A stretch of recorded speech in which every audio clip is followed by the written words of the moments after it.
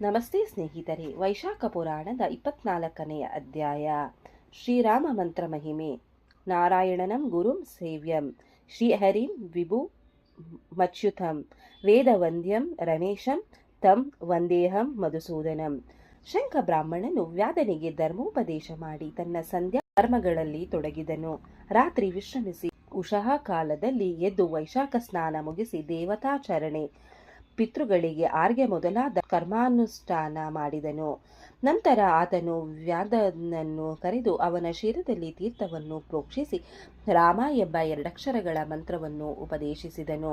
ರಾಮನಾಮ ವಿಷ್ಣು ಸಹಸ್ರನಾಮಗಳಿಗೆ ಸಮವೆನಿಸಿದ ತಾರಕ ಮಂತ್ರವೆನಿಸಿ ಸಕಲ ಆಪತ್ತುಗಳನ್ನು ಪರಿಹರಿಸಿ ಸುಖ ಶಾಂತಿ ನೀಡಬಲ್ಲ ಮಹಾಮಂತ್ರವಾಗಿದೆ.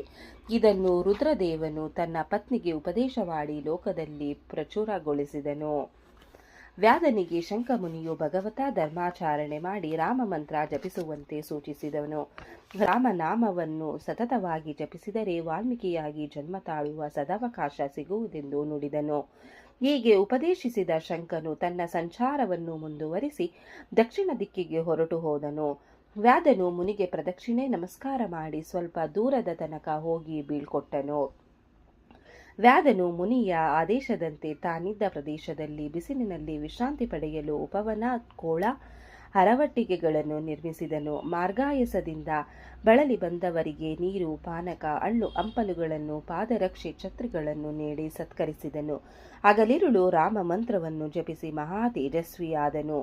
ಮುಂದೆ ವ್ಯಾಧನು ವಾರ್ಮಿಕನ ಮಗ ವಾಲ್ಮೀಕಿಯಾಗಿ ಜನಿಸಿದನು. ವ್ಯಾಧನು ತಪಸ್ಸನ್ನಾಚರಿಸಿದ ಸ್ಥಳದಲ್ಲಿ ಶೃಣುವೆಂಬ ಋಷಿ ತಪೋಮಗ್ನನಾಗಿದ್ದನು. ಒಮ್ಮೆ ಆತನು ಶೈಲೋಷಳೆಂಬ ಹೆಣ್ಣಿನ ಸಂಗ ಮಾಡಿದನು. ಆಕೆಯ ಮಗನೇ ವಾಲ್ಮೀಕಿ ಎನಿಸಿದನು. ಈ ವಾಲ್ಮೀಕಿಯೇ ಶ್ರೀರಾಮನ ದಿವ್ಯ ಚರಿತಾಮೃತವನ್ನು ಲೋಕದಲ್ಲಿ ಪ್ರಚಾರಪಡಿಸಿದ ಮಹರ್ಷಿಯಾದನು. ವೈಶಾಖ ಧರ್ಮಾಚರಣೆಯಿಂದ ವ್ಯಾಧನಿಗೆ ರಾಮಾಯಣದ ಕರ್ತೃವಾಗುವ ಸುಯೋಗ ಭಗವಂತನ ಕೃಪೆಯಿಂದ ಒದಗಿ ಬಂತು.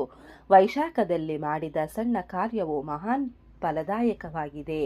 ಈ ವಾಲ್ಮೀಕಿ ಆಖ್ಯಾನವನ್ನು ಪಠಿಸಿದವರು, ಆಲಿಸಿದವರು ಸದ್ಗತಿ ಹೊಂದುವರು ಎಂಬಲ್ಲಿಗೆ ವೈಶಾಖ ಮಾಸ ಮಹಾತ್ಮೆಯ 24ನೆಯ ಅಧ್ಯಾಯ ಮುಗಿಯಿತು. ಈ ಅಧ್ಯಾಯವನ್ನು ಓದಿದವರಿಗೂ ಕೇಳಿದವರಿಗೂ ಶ್ರವಣ ಮಾಡಿದವರಿಗೂ ಆ ಭಗವಂತ ಒಳ್ಳೆಯದನ್ನು ಮಾಡಲಿ. ಓಂ ನಮೋ ಭಗವತೆ ವಾಸುದೇವಾಯ ನಮಃ. ಧನ್ಯವಾದಗಳು ಸ್ನೇಹಿತರೆ. ವಿಡಿಯೋ ನೋಡಿಕ್ಕೆ ಎಲ್ಲರಿಗೂ ಧನ್ಯವಾದಗಳು. ನಿಮಗೆ ಈ ವಿಡಿಯೋ ಇಷ್ಟ ಆಗಿದ್ರೆ ಪ್ಲೀಸ್ ಒಂದು ಲೈಕ್ ಮಾಡಿ. ನೆಕ್ಸ್ಟ್ ಇನ್ನು ಜಾಸ್ತಿ ವಿಡಿಯೋ ಹಾಕ್ತೀವಿ. ಹಾಗೆ ನಿಮ್ಮ ಫ್ರೆಂಡ್ಸ್ಗೆ ಶೇರ್ ಮಾಡಿ ಮತ್ತೆ ಸಬ್ಸ್ಕ್ರೈಬ್ ಮಾಡಿ. Thank you very much.